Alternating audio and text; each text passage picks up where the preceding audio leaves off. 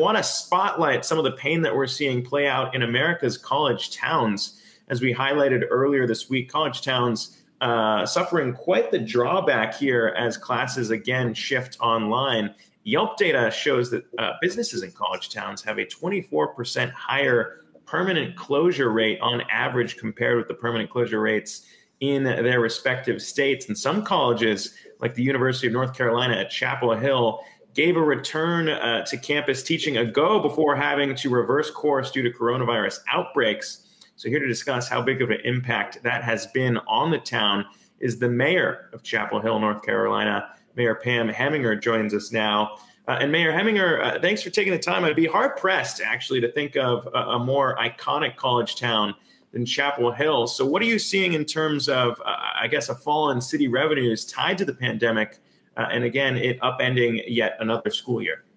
So I think you used the correct word in painful. It's been painful. We are intertwined with the university being a college town, and we share a downtown area. The university is actually on half of our main street, and businesses there count on student activity, conferences, sporting events, all those kinds of things with the foot traffic that comes to and from campus. About 3/4 of the students normally live out in the community, so you have a lot of people going back and forth. We have a lot of folks that work in the community, that live in the community and work on campus. Businesses downtown, we have one restaurant that's been in business for over 97 years that is really, really struggling.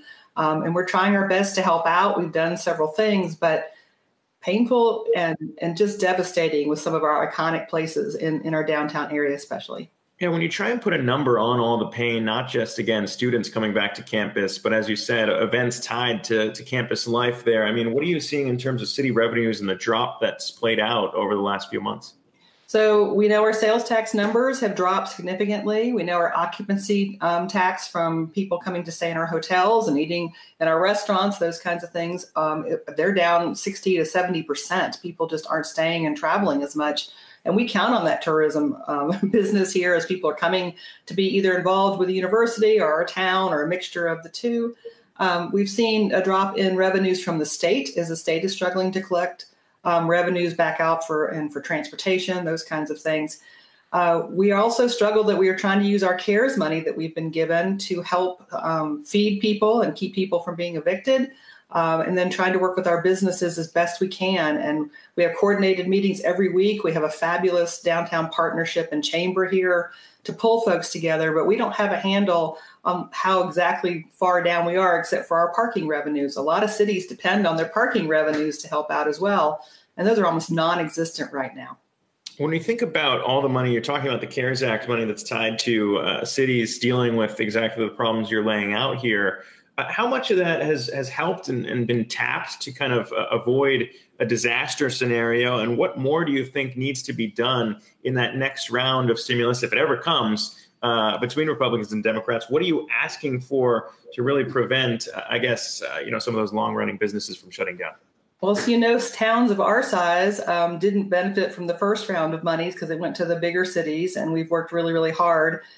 We also count on the USDA waivers to help feed our students. We do our food for the students, trying to feed those kids who are normally on free and reduced lunch but aren't in school because we're doing virtual learning in our K-12. So we have a lot of needs here, and we use our monies. The state is coming through with some money as well. And we've been trying to be very diligent on having people look at how to best spend those monies to keep, like I said, the main goals. Well, the absolute number one main goal is to keep people safe. And we've worked really hard to make sure that we've distributed masks, that we are giving resources and information out to folks. And so we've used CARES money for that as well. And trying to work all that out and still operate your town and have the normal functions that a town does has been really difficult.